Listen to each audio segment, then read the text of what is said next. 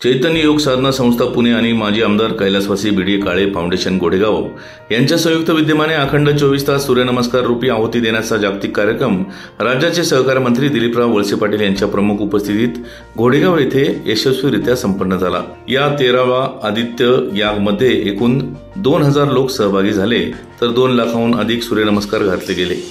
अशा या चैतन्यमय वातावरणात आदित्य याग सोहळा शिवजन्मभूमी या ठिकाणी यशस्वी संपन्न झाला।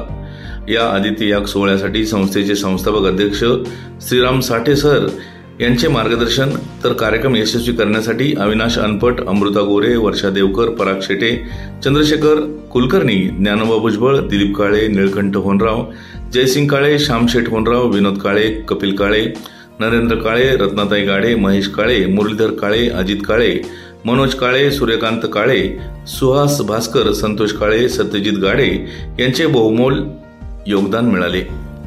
याच बातमीची काही दृश्य पाठवली आहेत आमचे आंबेगाव ब्युरो चीफ मोहसिन काठेवाडी यांनी। पाहूयात।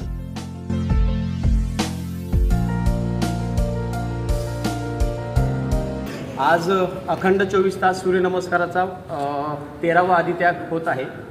आपण गोडेगाव या ठिकाणी 13वा आदित्य यागाचं आयोजन केलेलं आहे। या आदित्य यागाची पार्श्वभूमी अशी आहे की आपल्याला प्रचार आणि प्रसार सूर्यनमस्काराचा प्रचार आणि प्रसार करायचा आहे। याच्या माध्यमातून आपण सर्व शाळा, महाविद्यालये किंवा त्या भागातील लोक म्हणजे ग्रामस्थ यांच्यावर सूर्यनमस्काराचा संस्कार हा व्हावा या हेतूने आदरणीय आमचे योगगुरू श्रीराम विष्णू साठे सर यांनी गेली 13 वर्ष या उपक्रमात त्यांच्या संकल्पनेतून हा उपक्रम तयार झालेला आहे।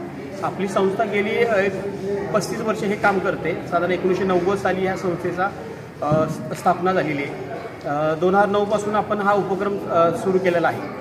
याचा अर्थ आपल्याला बलसागर भारत हो, आमच्या संस्थेचं ब्रीद वाक्यच आहे की बलसागर भारत हो, म्हणजे सर्वांपर्यंत सूर्यनमस्काराचा प्रचार आणि प्रसार करणं, तेथील ग्रामस्थांना त्याचा सूर्यनमस्काराचं महत्त्व कळून देणं, आपण शारीरिकदृष्ट्या सक्षम होणं ह्या मागचा हा हेतू आहे।